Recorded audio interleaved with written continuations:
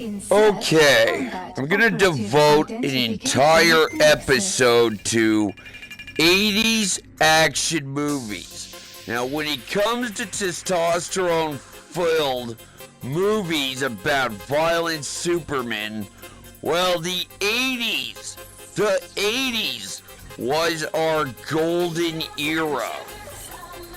Like, I was one of those kids that grew up with those movies in the 80's.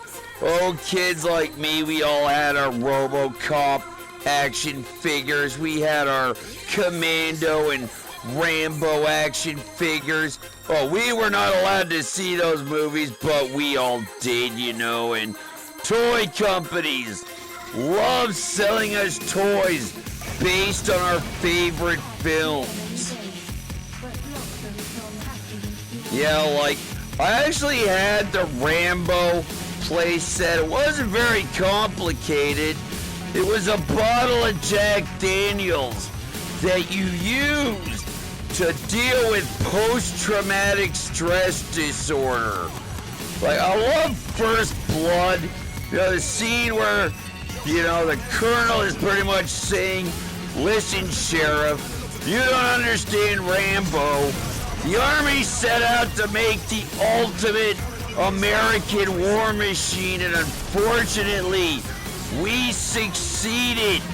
Oh yes, we have literally taught Rambo to survive on nothing other than eating his own feces and drinking his own urine." To which the sheriff says, "What the hell did the Army do to this poor son of a bitch?" To which the colonel explains, "Oh well, you know, he really could have quit the habit once he got back stateside and kind of destroyed his life. Well, you don't understand about the Rambo situation.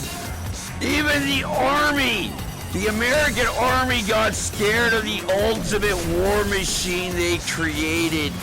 And, well, they decided to give Rambo a fight he couldn't win. Now, ordinarily, one man with just a large knife cannot beat an entire North Korean tank division. We thought that was a fight Rambo couldn't win, but Rambo came out on top, you know, and you don't know it, Sheriff. You don't know it. All the world who knows about this situation fears John Rambo. Oh, did you see him, like, jump off the mountain, land in a tree, get up, and walk away? Oh, God.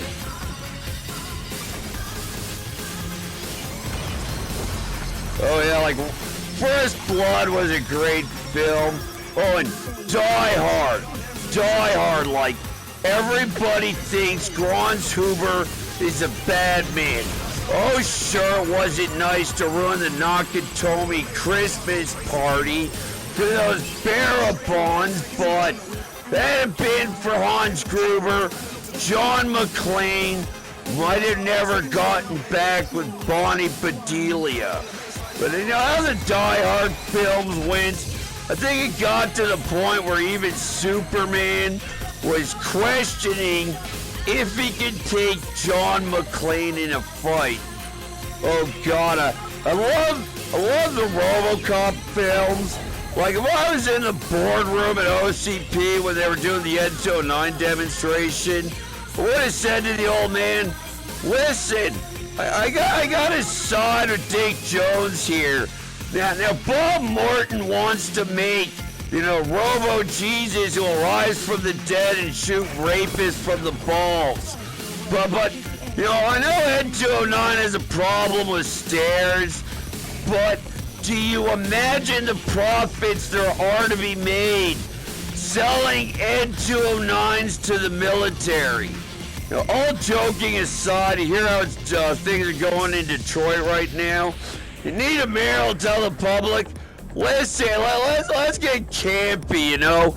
We'll actually find a company that can make, you know, war robots, and what we'll do is we'll become a hub for these companies. We'll get the rights to the design for Ed 209, and, you know, Detroit will revitalize itself and build Delta City by making Ed 209s. Oh yeah, like 80s action movies were the best movies. You know, like, oh, and Jean-Claude Van Damme in Bloodsport. Hey, Frank Dukes, might be Bloodsport, but you do not punch that sumo wrestler in the balls while he's doing the splits. That is just something you don't do. Like Arnold Schwarzenegger, Dutch and Predator, you know, like Get Back to the Chopper, the Cabinet Minister, John Hawker, whatever the hell his name was. Geez, Dutch, once you put it together, the Predator could not, you know, kill you if you didn't have a weapon, because that would not be honorable for the Predator. You should have just dropped your gun and there'd be no plot resolution, but, you know.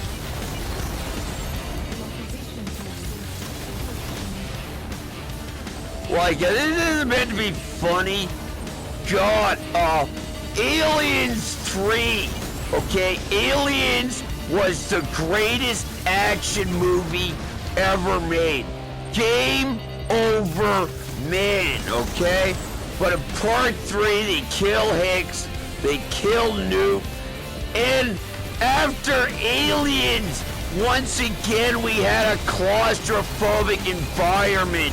Oh, I'm sorry, Aliens 3 did not live up to Aliens, one of the greatest sequels ever made.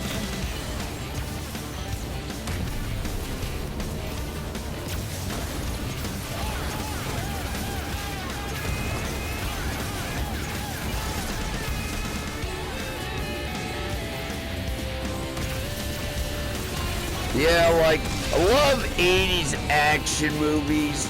Well, like, this is the 90s, but Casey Ryback from Under Siege. Like, Opie and Anthony did this joke to jocks.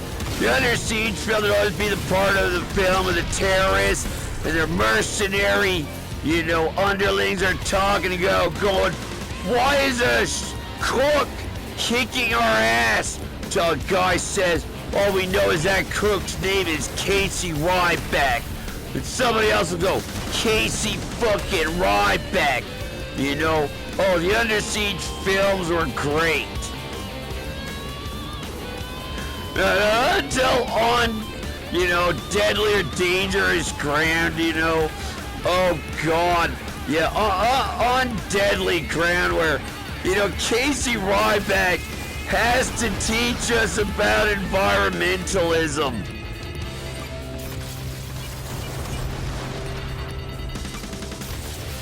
You can drop Casey Ryback off in Antarctica, but tomorrow they'll show up at your front door and punch you in the face with a fistful full of pesos.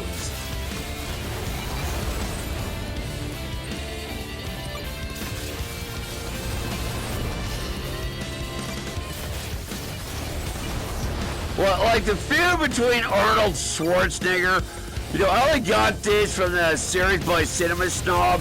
The only reason Sylvester Stallone was in Stop or My Mom Will Shoot, the only reason she was in that mess was because he and Arnold Schwarzenegger were in a feud, and, well, he heard Arnold Schwarzenegger put out a rumor that he wanted the honor and the privilege of Stop or My Mom Will Shoot being in that film.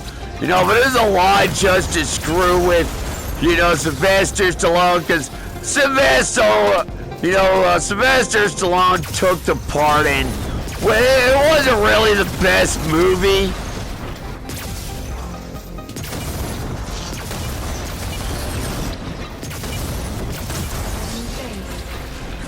Oh yeah, 80s action movies. You love those movies. Oh God, the golden era of senseless, violent Superman movies.